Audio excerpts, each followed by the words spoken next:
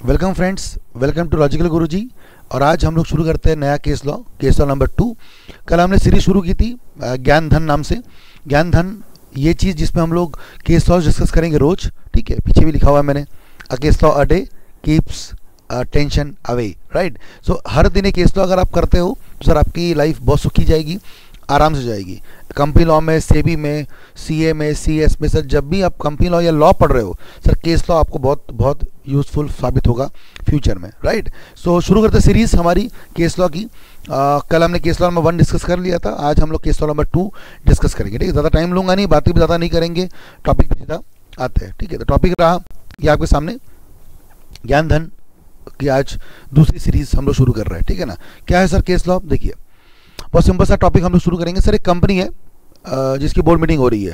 Sir company कौन है? Sir उसकी नाम है rail line company, rail line limited. अब उस कंपनी ने क्या किया सर, इस कंपनी जिसका आप देख रहे हो ना मीटिंग चल रही है, बोर्ड मीटिंग, इसके डायरेक्टरों ने क्या किया सर, रेल लाइन लिमिटेड के अपना पैसों में से 60 करोड़ रुपीज़ कहाँ लगा दिए सर?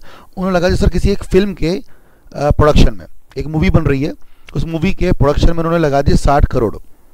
अब समझ में आपको आ रहा होगा अच्छे से, आधी बात समझ में आई गई होगी। कंपनी का नाम है rail line limited. So basically company पैसों का क्या करना चाहिए? कंपनी ने करना चाहिए था रेल लाइंस को बिछाना, ठीक है। रेलवे लाइन कंस्ट्रक्शन, रेलवे के नए नए बोगियाँ बनाए, रेलवे में यूज़ करे लाइंस खास करके, तो रेलवे ट्रैक्स वैक्स पे काम करना चाहिए था। लेकिन कंपनी ने अपने पैसों को यूज़ किया मूवी के प्रोडक्शन में। They have use this 60 crore rupees for the production of movie.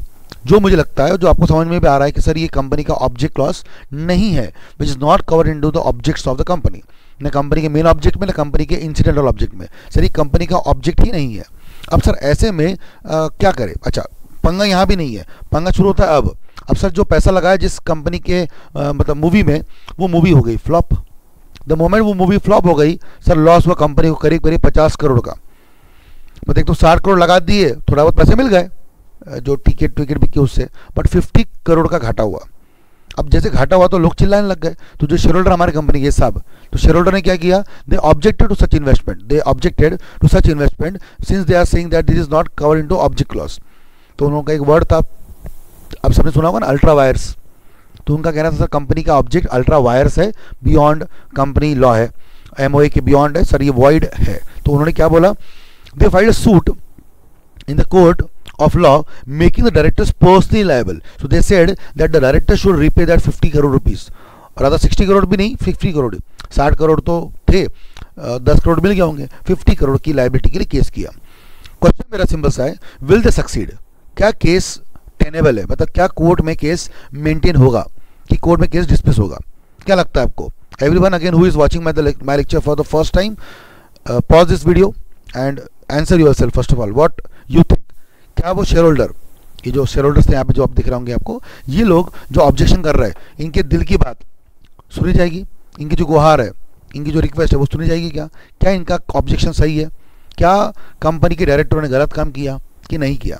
ठीक है, जानने के लिए देखते रहिए आगे, बट देन उसके पहले I request you to pause it and check out your answer yourself, ठीक है, right. I hope that you have gone through with the case, very simple.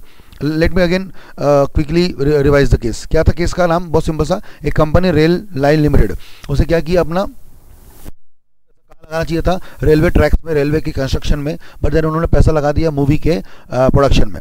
अब मूवी प्रोडक्शन में लगा दिया जो कि सर कंपनी के ऑब्जेक्ट क्लॉज में कवर नहीं होता। अच्छा, ऊपर से सर बंगा ही हुआ, सर मूवी हो गई फ्लॉप होने के बाद सर कंपनी को 50 करोड़ का घाटा और हो गया। तो शेयर होल्डर ने ऑब्जेक्ट किया कि सर कंपनी ने जो काम किया वो गलत है, लॉ के खिलाफ है, ऑब्जेक्ट क्लॉज के बियॉन्ड है, गलत है, पैसा वापस चाहिए। तो they have filed a suit on the company as well as the directors. Will they succeed? Answer is yes, वो सक्सीड होंगे, जी हाँ। तो क्या है on the case of company, सुन ले अच्छे से, whatever is not stated in the memorandum as object or powers is prohibited by the doctrine of ultra wires. Everyone have heard about the concept of ultra wires, beyond power. Anything which is not in the memorandum is void ab initio. पढ़िए, as a result an act of ultra wires is void and does not bind the company. So इस contract के लिए company जिम्मेदार नहीं है, ठीक है भाई। Neither the company nor the contracting party, आगे वाली party, can sue on it. तो कंपनी पे sue फाइल नहीं हो सकता, कंपनी पे कोई सूट फाइल नहीं होगा, ना कोई लिटिगेशन होगा, कुछ नहीं होगा कंपनी पे। Okay, then also stated that even, अब ये लाइन बहुत इंपॉर्टेंट है, earlier the company can not make it valid even if the every member assent to it. ये लाइन बोली गई थी, वेरी फेमस केस आपने शायद सुना होगा, the case of Ashbury railway carriage versus Riche. एक बहुत फेमस केस है, आपने सुना होगा, आपकी मॉड्यूल खोलिए, नोट्स खोलिए, कहीं ना कहीं आपको मिलेगा ये case, Ashbury railway carriage versus Riche एक केस है, उसमें यही हुआ था।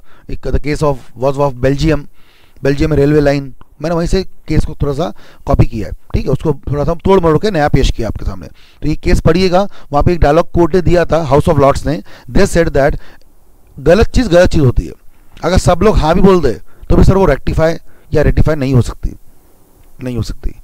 कोई भी हाँ बोले उससे पॉसिबल नहीं है। जो चीज़ लॉ की नज़रों में गलत थी वो गलत है और गलत रहेगी। It is void ab initio, not a single member can make it right, even every shareholder if they collectively sit on a room and they approve the agenda, sir गलत चीज़ गलत रहेगी। ये बहुत इंपॉर्टेंट चीज़ ध्यान रखें। तो सर जजमेंट क्या आया further, it is also one of the duty of the director to ensure that the corporate capital, that is the money of the company, is used only for the legitimate business. Company के जो जायज़ business है, जिसके लिए company बनी थी, उसी में यूज़ किया जाए। And hence, if the capital is diverted for the purpose of purposes foreign to company's memorandum, foreign का मतलब यहाँ पे abroad नहीं है, foreign मतलब which is distinct, which is remote from the company's business, जो कंपनी की बिजनेस से सूट नहीं करते, अगर ऐसा किया तो फिर डायरेक्टर पर्सनली लायबल होंगे। ये केस जजमेंट में आया था, जहांगीर आर मोदी वर्सेस श्यामजी लड्डा, उस केस में जजमेंट आया था, 1866 का केस है, आज से 150 साल पहले, तब की बात है, तब भी ये जजमेंट आया था। और सर यहाँ पे भी यही हुआ है। तो आंसर, फाइनल आंसर क्या है, in the present case the company rail line, जो हम लोग बात कर रहे हैं, invested an amount of 60 crore rupees in producing commercial film not cover under object of the company. जो उन्होंने किया, गलत काम किया। The act of company is ultra vires and that's why the person responsible for entry into contract and the venture is responsible for the loss of the company and they are liable. Perfectly simple answer, बहुत simple case था। कल भी जो case law दिया था वो simple था, आज भी सिंपल है। Slowly will move for the tougher case laws, ठीक है। तो judgement, suit in the court is tenable, court में केस मेंटेनेबल रहेगा। अब देखो, tenable is the proper legal word. I have told you that you need to choose the proper legal words to write in the answer. यही आप क्या लिख सकते हो इंग्लिश में, द सूट इज एक्सेप्टेड, ऐसा लिख सकते हैं आप। बट सर ये suit is accepted as a English language, गावरानी English. But if you write the word, the suit will be maintained. It will be tenable.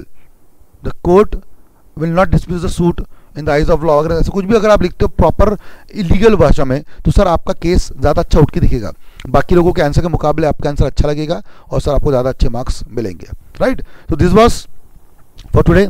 आज का आंसर केस इतना छोटा था, एक चैप्टर नंबर 4 से related. If anyone have still not got the concept, chapter number 4 memorandum article, उस पर एक टॉपिक है doctrine of ultra vires beyond powers. इसको एक बार पढ़िएगा और फिर आपको एक केस खुद ब खुद समझ में आ जाएगा, ठीक है ना। सो अगर आपको मेरा वीडियो अच्छा लगा तो ज़रूर से लाइक करिए मेरे वीडियो को, ठीक है।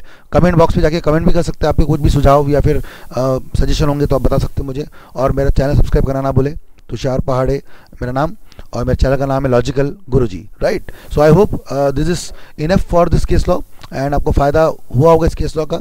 और भी सारे केस लॉ जानने के लिए आप मेरा जो यूट्यूब चैनल है लॉजिकल गुरुजी, उसको सब्सक्राइब कर लीजिएगा और अपने फ्रेंड्स को बताइए, सो दैट उनको भी केस लॉ का फ़ायदा मिलता रहे। तो बहुत जल्द मिलूंगा फिर से नया केस लॉ लेकर, तब तक के लिए अपनी ध्यान रखें, पढ़ाई करते रहे और फिर से मिलता है। Bye bye, take care.